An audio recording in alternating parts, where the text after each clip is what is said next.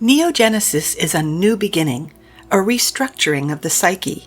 But before you create something new, you have to get rid of everything old that you no longer want or need. It's like when you completely redecorate a room. You have to take everything out so you can do the walls and the floor, and then examine your furniture to see which items you can keep and which need replacing for your new design. The deconstruction phase in Neogenesis is a similar process and an essential step toward reaching hyperawareness. It's about breaking down deeply ingrained beliefs, assumptions, and conditioning that limit your ability to reach higher states of consciousness. One of the most important aspects of this process is recognizing the various conditioning elements that have shaped your perspective on reality.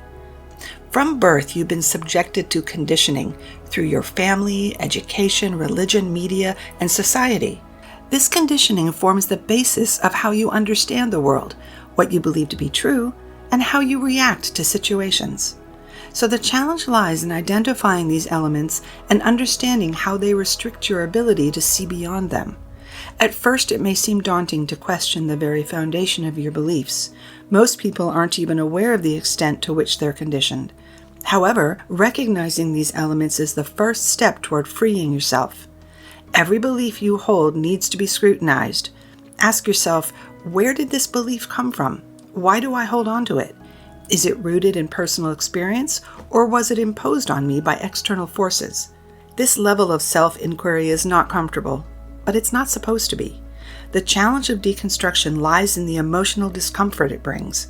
After all, you're dismantling the very structures that have defined your reality. But this process is essential to remove the barriers blocking your access to higher awareness. In this phase, it's very important to understand the difference between subjective and objective truth. Subjective truth is based on personal experiences, emotions, and perspectives, so it's not always the same for everyone. For example, maybe you believe that dogs are the best pets, but others believe cats are the best. And still others say a different kind of animal is best, or that no animal makes a good pet. Some people will tell you that pineapple on pizza is a must, while others will insist that pineapple and pizza should never be used in the same sentence. These are subjective truths, and you can see that they're going to differ from person to person. In contrast, objective truth exists independent of personal feelings and perceptions. 7 is a prime number, and the Earth orbits the Sun are examples of objective truths. These truths are true for everyone. The danger lies in mistaking subjective truths for objective ones. Just because something feels true to you does not make it universally true. For example, if you've had a specific religious or spiritual experience, it may feel deeply real and personal, but that doesn't mean it reflects the ultimate nature of reality. This is where critical thinking comes into play. In the deconstruction phase, you must differentiate between what you want to be true and what is true, regardless of personal bias or emotional attachment. Another challenge in this phase is understanding why you can't rely solely on your senses to interpret reality. Our senses are useful tools for navigating the material world, but they are easily deceived and can provide an incomplete or distorted view of reality. Think about optical illusions, which trick our eyes into seeing something that isn't there. Take a look at this well-known example. The two squares labeled A and B are exactly the same color. Hard to believe, isn't it? But look at this picture where I've used the color picker tool in my graphics program to show what the RGB value is in the green circle on square A. In the upper right-hand corner, you can see the value is 111. Now in this picture, I've used the color picker tool in the green circle on square B, and again, in the upper right corner, you can see the value is the same 111. Our perceptions can be fooled in other ways too. Our sense of time can be skewed when we're excited or bored. Even the act of remembering is fallible. Our memories can change over time or be influenced by emotions. So when you think about what you know based on sensory information, it's essential to ask, is this truly reflective of reality, or is it a limitation of my senses?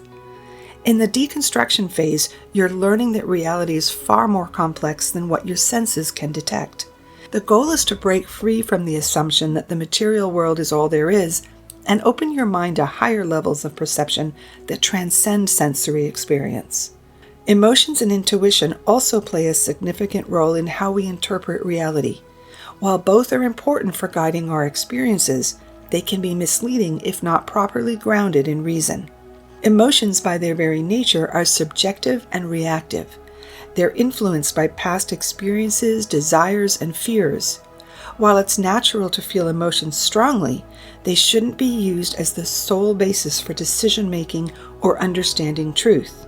Emotions can cloud your judgment, leading to actions that may feel right in the moment, but are not aligned with long-term goals or objective reality. Similarly, intuition can provide flashes of insight and help you perceive things beyond your immediate senses. However, when intuition isn't balanced with reason, it can lead to chaotic and disorganized thoughts. Intuition taps into the unconscious, and without a structured framework to interpret these insights, they can lead you down paths that are not grounded in reality. For example, many people who rely solely on intuition fall into the trap of apophenia, where they begin to see connections and patterns where none exist. This can lead to the belief in conspiracy theories, superstitions, or arbitrary spiritual truths that have no grounding in rational thought. When intuition runs unchecked, it can make everything feel meaningful, even when it's not. This is why reason is so vital. Reason is the tool that allows you to sift through emotions, intuition, and sensory information to find what is real. Without reason, you risk falling into confusion, accepting false connections, or clinging to beliefs that make you feel comfortable rather than those that lead to truth. Deconstruction isn't about denying your emotion or rejecting intuition, but rather understanding their place and learning how to interpret them properly. The deconstruction phase is challenging, but it's an essential component of Neogenesis because it clears the way for you to build a new, more accurate understanding of reality and your place in it. Please subscribe to our channel for more on the Neogenian system and check out the links in the description as well.